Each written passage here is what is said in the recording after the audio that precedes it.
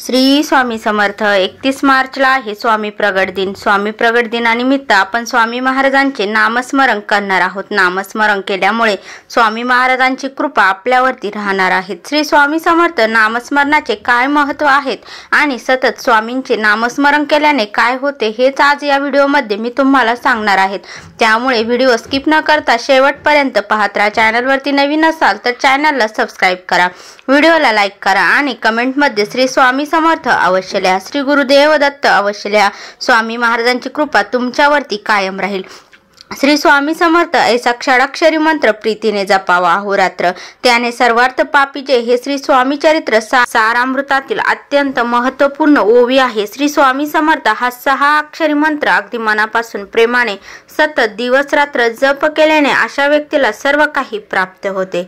स्वामी नामाचा जप करता 4 पुरुषार्थ येती हाता। याचा अर्थ काय तर स्वामी नामाचा जप केल्याने 4 पुरुषार्थ म्हणजे धर्म, अर्थ, काम आणि मोक्ष यांची प्राप्ती होऊन जन्म मृत्यूच्या पुनरावृत्ती होत नाहीत। जन्म मृत्यूच्या फेऱ्यातून माणसाची सुटका होते।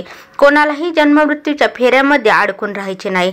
सर्वांनाच मोक्ष प्राप्ती हवी आहे, त्यामुळे सतत नामस्मरण करत राहावे। स्वामी आणि बाळाप्पा यांच्यामध्ये एक संवाद होता। स्वामी म्हणतात, बाळ्या, अरे आमचे भक्त असले तरी मनुष्याला स्वकर्माने प्राप्त झालेले प्रारब्ध त्यांना भोगावेच लागते। बाळाप्पा महाराजांना विचारतात की यावर उपाय काय, तर स्वामी म्हणतात की पापाचे एकदा विपरीत प्रारब्धामध्ये बदल झाल्यावर त्या प्रारब्धाला भोगल्याशिवाय पर्याय नाही। सद्गुरु त्या भोगाला मागे पुढे करू शकतात, पण प्रारब्ध हे भोगावेच लागते आणि म्हणूनच आम्ही नामस्मरणाला एवढे महत्त्व देतो। स्वामींनी स्वतः नामस्मरण करावे असा उपदेश दिला आहे, म्हणून आपल्या गुरूंच्या आज्ञेनुसार आपण नामजप करत राहिले पाहिजे। स्वामी स्वतः सुद्धा भगवान शंकराचे सतत ध्यान करत असत। नामस्मरण ही सगळ्यात सोपी पण प्रभावी उपासना आहे। नामस्मरण करताना मोठी पूजा मांडणीच हवी, माळच हवी, हेच हवे तेच हवे असे काही नाही। नामस्मरण करताना तुम्ही किती एकाग्र चित्ताने नामस्मरण करतात, किती मनापासून नामस्मरण करतात हे महत्त्वाचे आहे। नाहीतर नामस्मरण करताना, सेवा करताना जर आपले लक्ष दुसरीकडेच असेल तर अशा सेवेचा काही उपयोग नाही। नामस्मरण हे तुम्ही देवासमोर बसून किंवा उठताना, बसताना, चालताना, बोलताना, काम करताना, अगदी गाडी चालवताना सुद्धा करू शकतात। मासिक धर्म, सुताक, विटाळ या काळातही नामस्मरण करण्यास कोणतेही बंधन नाही।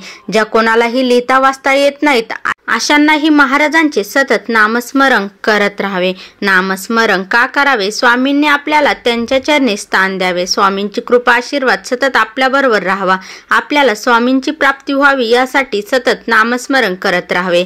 तर आता बघूया की नामस्मरण केल्याने काय होते। सतत नामजप केल्याने आपल्या भोवती स्वामींचे संरक्षण कवच निर्माण होते। आपल्या दिवसाची सुरुवात ही नामस्मरणाने करावी। याने आपला दिवस उत्तम जातो, म्हणून प्रसन्न राहतो आणि उत्साही राहतो। दिवसभरातील सर्व काम यशस्वीरित्या पार पडतात। मंत्राच्या जपाने आपले विचार सात्विक, शुद्ध होतात। बुद्धी विचलित होत नाहीत, मनामध्ये वाईट विचार येत नाहीत। आपल्या वाईट कृत्याचा पश्चाताप होऊ लागतो। आपली विचारशक्ती वाढते। कोणतेही काम चांगल्या पद्धतीने आपण करू लागतो। मनाची ताकद वाढते। आपले मन खंबीर बनते। आपला राग कमी होतो। राग आलाच तर पटकन जातो। ज्यांना खूप राग येतो त्यांनी स्वामींचा श्री स्वामी समर्थ हा मंत्र सतत जपत राहावा। नामस्मरणाने मन शांती लाभते, स्वभाव दोष कमी होतात। नामस्मरण केल्याने आपले आरोग्य देखील चांगले राहते। आरोग्याच्या तक्रारी, जुना आजार असेल तर त्यामध्ये सुधारणा होते। जर आपण आपल्या घरामध्ये सतत नामस्मरण करत असू तर घरातील वास्तुदोष हळूहळू कमी होऊ लागतो। घरामध्ये सकारात्मक स्पंदने तयार झाल्याने घरातील वातावरण उत्साही आणि प्रसन्न राहते। बाहेरील बाधा किंवा कोणत्याही अघोरी वाईट प्रकारांपासून आपले संरक्षण होते। सतत नामस्मरण केल्याने आपल्या प्रारब्धाची तीव्रता कमी झाल्याने भविष्यातील संकटे देखील दूर होतात आणि संकट आलेच तर त्यातून लवकर मार्ग मिळतो। संकटाला सामोरे जाण्याची ताकद मिळते। श्री स्वामी चरित्र सारामृतातील वर्णनाप्रमाणे बाळाप्पा महाराजांनी सतत स्वामींच्या श्री स्वामी समर्थ मंत्राचा 1.25 लाख जप केल्याने त्यांच्या नाभीतून विषारी पुडी बाहेर पडून त्यांचे प्राण वाचले होते। त्यामुळे स्वामींचे या नामस्मरणामुळे विषबाधा होत नाहीत। आकस्मिक संकटापासून संरक्षण होते। सतत नामस्मरण केल्याने धैर्य वाढते आणि त्यामुळे मनातील चिंता, तणाव कमी होतो। आत्मविश्वास वाढतो। मनाची चंचलता कमी होते। मन एकाग्र होऊ लागते। मनाची शक्ती वाढते। आपला उतावळेपणा कमी होत मन एकाग्र झाल्याने आपली आध्यात्मिक, शैक्षणिक, वैयक्तिक प्रगती होते. आपली निर्णय क्षमता वाढते. हाती घेतलेल्या कामात योग्य मार्ग दिसून यश मिळते.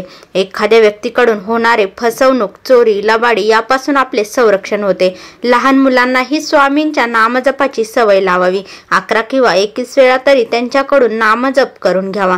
मुलांना स्वामींचे नामस्मरण ऐकावे. याने मुलांवर चांगले संस्कार घडतात. त्यांची बुद्धिमत्ता वाढते. मुलांचे आरोग्य चांगले राहते. शिक्षण चांगले होते. खोटेपणा, व्यसन, वाईट संगतीपासून आपली मुले लांब राहतात. एखाद्या व्यक्तीला व्यसन असल्यास नामस्मरणाची सेवा करावी. याने आपले व्यसन सुटण्यास मदत होते. ज्यांना व्यसन सोडायचे आहे त्यांनी डॉक्टरी उपचारांबरोबरच नामस्मरणाची उपासना करावी. घरातील व्यक्ती हरवली असेल तर अशा वेळेला तुम्ही नामस्मरणाची संकल्पयुक्त सेवा करू शकतात. स्वामींच्या मंत्राच्या जपाने तिचा शोध लागल्यास मदत होईल. घरात सतत कटकटी, वादविवाद, भांडणे होत असल्यास नित्य नामजपाने वादविवाद संपतात आणि घरातील सदस्यांमध्ये एकी निर्माण होते. कर्ज झाले असेल तर ते संपवण्यासाठी आर्थिक मार्ग मिळतात. आपली आर्थिक परिस्थिती सुधारते.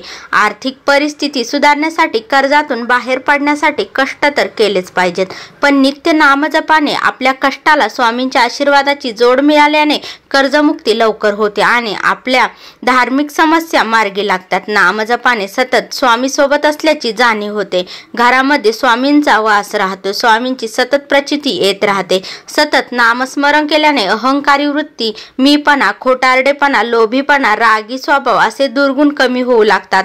नियंत्रण येते.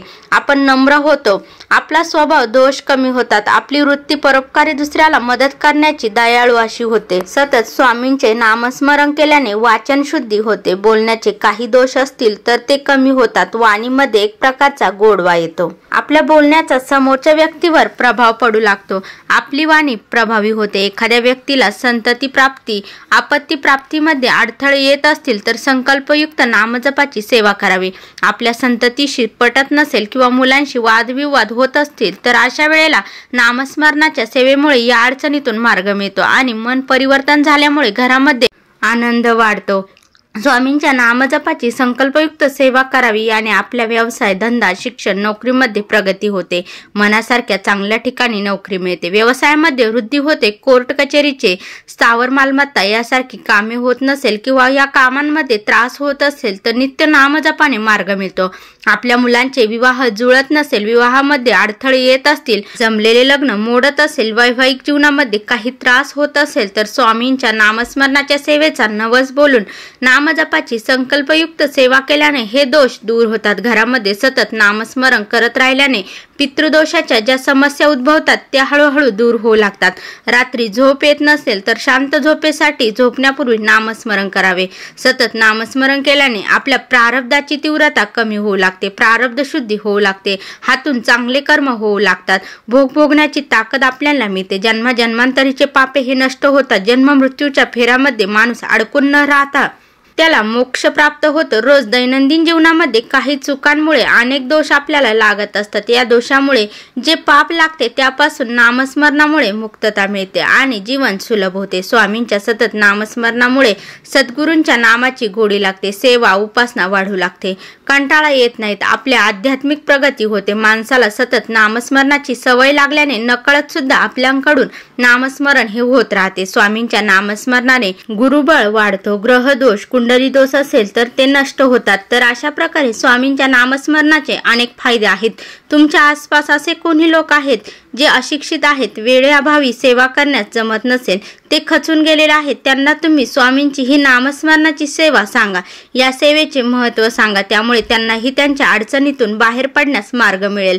तर तुम्ही संकटात असाल, तुम्हाला अडचणीतून मार्ग काढायचा असेल तर स्वामींची नामस्मरणाची संकल्पयुक्त सेवा करावी. तुम्ही स्वामींचा लिखित नामजपही करू शकतात. लिखित नामजप म्हणजे श्री स्वामी समर्थ हा मंत्र आपल्याला लिहायचा असतो. नामस्मरणाने संकटे येणार नाहीत. पैशाचा पाऊस पडेल असे नाही, परंतु पैशाने जे मिळणार नाहीत ते समाधान श्री स्वामी समर्थ या नामस्मरणाने मिळेल. आपली सगळी धडपड हे समाधान मिळवण्यासाठी आहे. तेव्हा कायम श्री स्वामी समर्थ हा जप करावा आणि समाधानाचा अनुभव घ्यावा।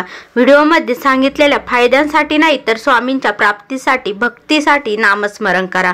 व्हिडिओ आवडल्यास लाईक शेअर कमेंट करा। चॅनलवरती नवीन असाल तर चॅनलला सबस्क्राईब करा। कमेंटमध्ये श्री स्वामी समर्थ अवश्य लिहा।